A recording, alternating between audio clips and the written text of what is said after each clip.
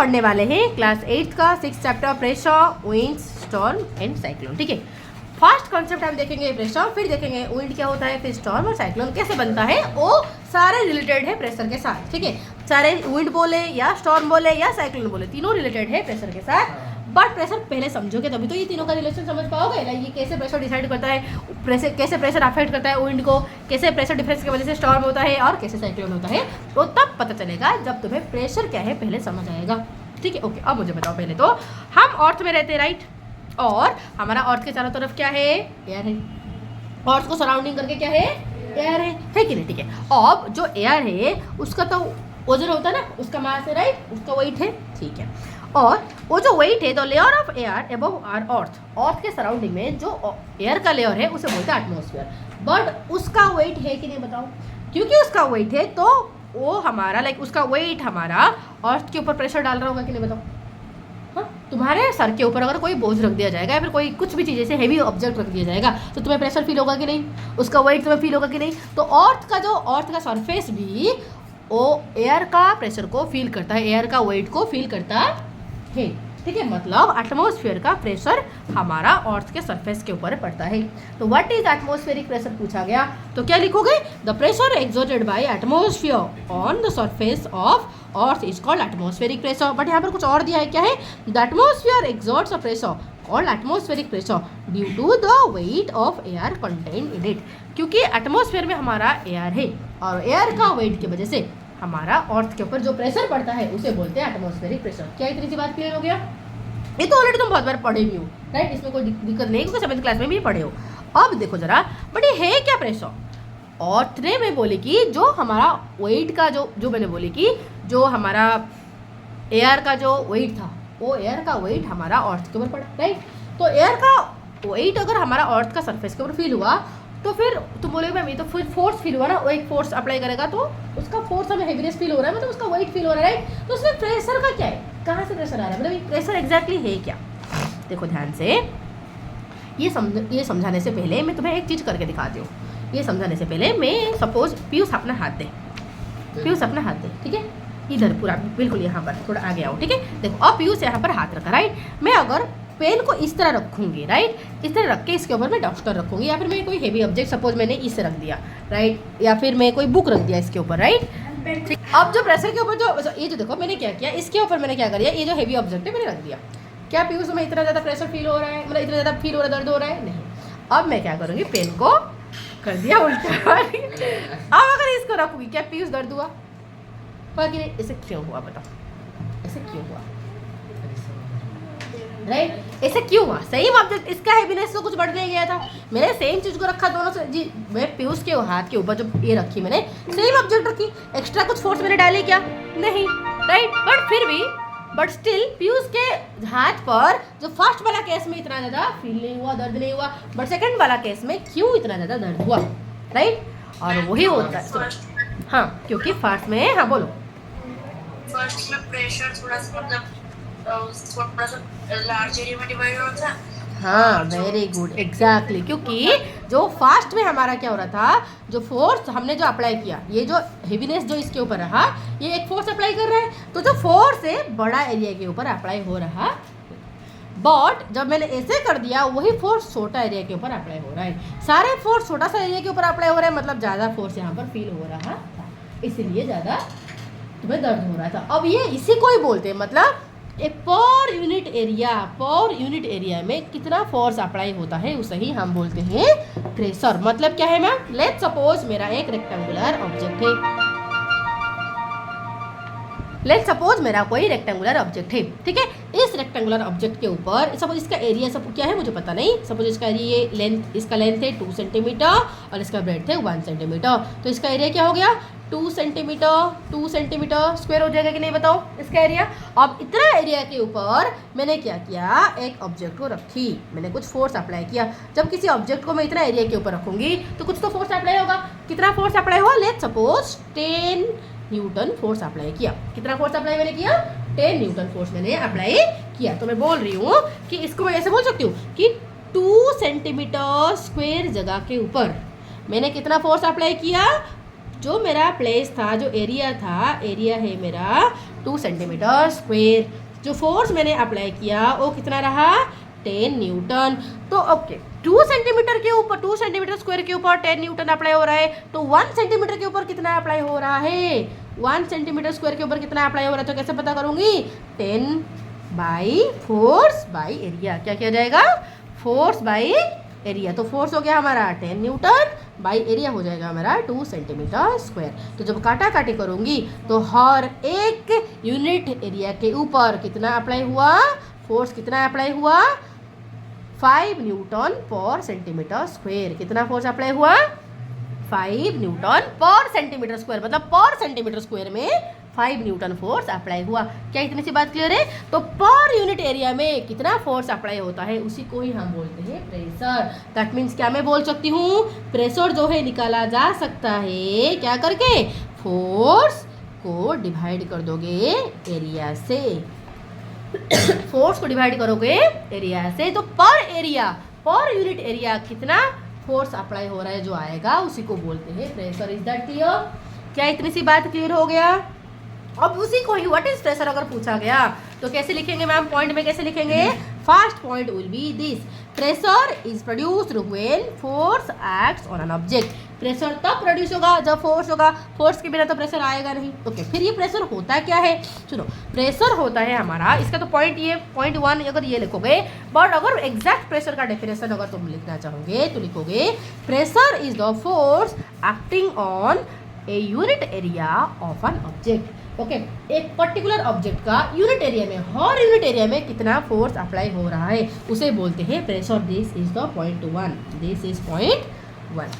Clear है कि this is point 1। और क्या लिख सकते हो पॉइंट 2 ये लिखोगे। देखो पॉइंट यहाँ पर जो दिया है ये वाला डेफिनेशन भी लिख सकते हो, अदरवाइज ये पूरा बोल्ड लेटर में दे दिया है उसी बात को ही दिया है, इसको पॉइंट 1 आराम से कर सकते हो। बात सही में, बात सही में। यहाँ पर भी वही बोला है कि pressure is the force acting on a unit area. ठीक है, पर यूनिट एरिया में कितना फोर्स अप्लाई हो रहा है उसे बोलते हैं प्रेशर। Is that clear? ठीक है, इसको फिर कैसे मेजर करेंगे? Point 2, pressure is equal to total force divided by total area आ जाएगा प्रेशर।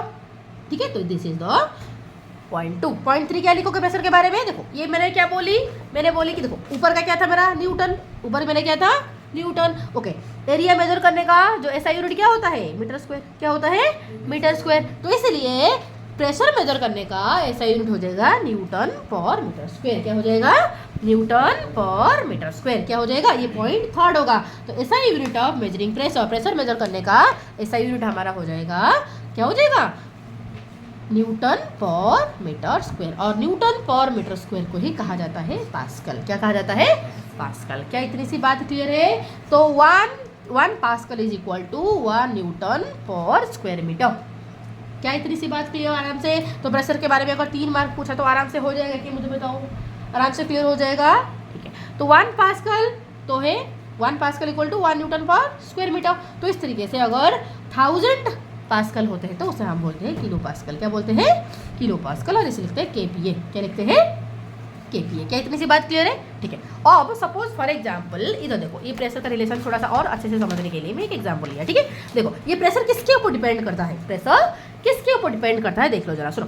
ये नहीं, प्रेशर किसके ऊपर डिपेंड करता है वो समझाने से पहले एक बात मैं बताना चाहती हूँ। एक दिया है सैम्पल दिया है, एक सैम्पल प्रॉब्लम दिया है, आराम से कर दोगे। अभी भी मैंने बोली हूँ, बोला कि फोर्स अप्लाई हुआ 100 न्यूटन, एरिया कितना था 2 मीटर स्क्वायर। तो प्रेशर क्या होगा? क्या होगा? फोर्स बाई एरिया, मतलब 100/2।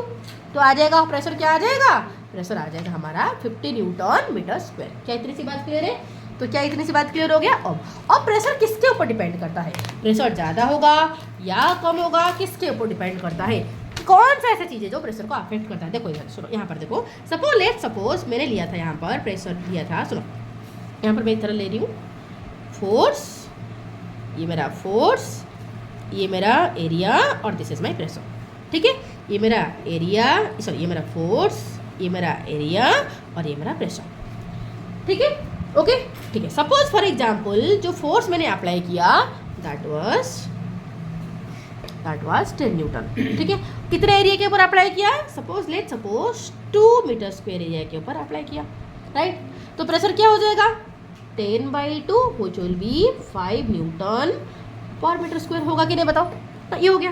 बट सपोज मैंने फोर्स बढ़ा दिया, सपोज मैंने फोर्स बढ़ा दिया, तो जब मैं फोर्स को बढ़ा के 20 न्यूटन कर दूंगी, फोर्स को मैंने बढ़ा दिया 20 न्यूटन किया, बट एरिया को मैंने सेम रखा, एरिया को मैंने सेम रखा, तो क्या प्रेशर चेंज हो रहा है कि क्या हो जाएगा 20/2, तो प्रेशर कितना हो जाएगा 10 न्यूटन पर मीटर स्क्वायर होगा कि नहीं। तो प्रेशर बदला, कब बदला, जब मैंने फोर्स को बदल डाली। तो प्रेशर किसके ऊपर डिपेंड करता है, फोर्स के ऊपर, समझ आए। तो फर्स्ट पॉइंट प्रेशर किसके ऊपर डिपेंड करता है, अमाउंट ऑफ फोर्स किसके ऊपर डिपेंड करता है, अमाउंट ऑफ फोर्स। क्या इतनी सी बात क्लियर हो गया कि क्या इतनी सी बात क्लियर हो रहा है सबको, ठीक है। अब अगर फॉर एग्जाम्पल तुम बोलोगे मैम अगर हम फोर्स को उतना ही रख के एरिया बदल दे, तो सपोज मेरा फोर्स 10 न्यूटन ही था, मेरा फोर्स 10 न्यूटन ही था, मैंने क्या किया, एरिया को बदल दिया, एरिया थोड़ा सा बड़ा कर दिया या फिर मैंने छोटा कर दिया, व्हाटएवर, एरिया को मैंने बदल दिया, ठीक है। 2 मीटर स्क्वायर से मैंने 5 मीटर स्क्वायर कर दिया,